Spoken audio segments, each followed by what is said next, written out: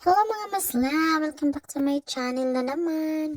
Another day na naman mga kamasla o pangharapin natin ang pagsubok sa ating buhay. As usual mga kamasla, punta tayo sa ating work kasi yun naman talaga ang unang dahilan bakit tayo nandito sa ibang bansa upang magtatrabaho. Ang importante, thankful tayo kay God na binigyan tayo ng ibang araw na naman upang makapagtrabaho. Ganito talaga ang buhay OFW mga kamasla.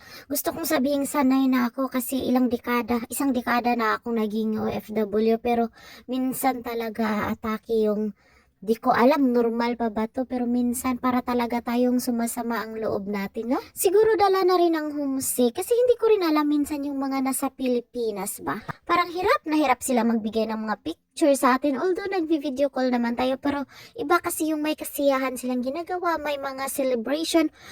Siyempre tayo nandito sa abroad, nag-antay tayo ng update. Sana man lang may masend silang picture. Tapos ang sagot nila ay busy sila. Akala nila si number 1 kumuha na ng picture, si number 2 kumuha na ng picture. Kaya hindi na sila kumukuha. Parang mga ganun.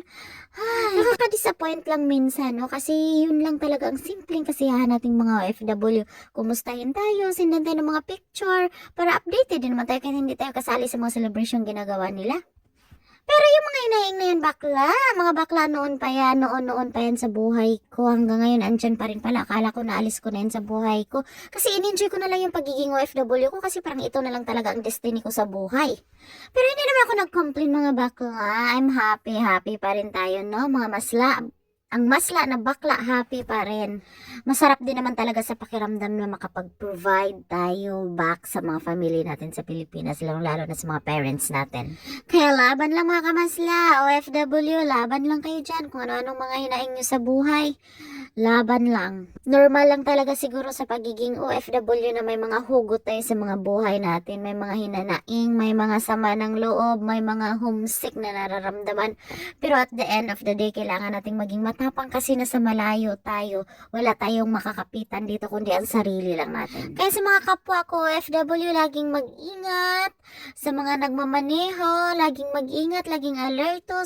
Laging tandaan mga kamasla, alagaan ang sarili, mahalin ang sarili kasi ito yung puhunan natin sa pagtatrabaho natin. Hindi tayo pwedeng magkasakit kasi may pamilyang umaasa sa atin. Maraming salamat, ingat at God bless sa lahat ng OFW saan man sa mundo. Advance Merry Christmas sa lahat ng mga ka-OFW ko. Kung sino pa ang may pa-background tayo, ang siyang marunong.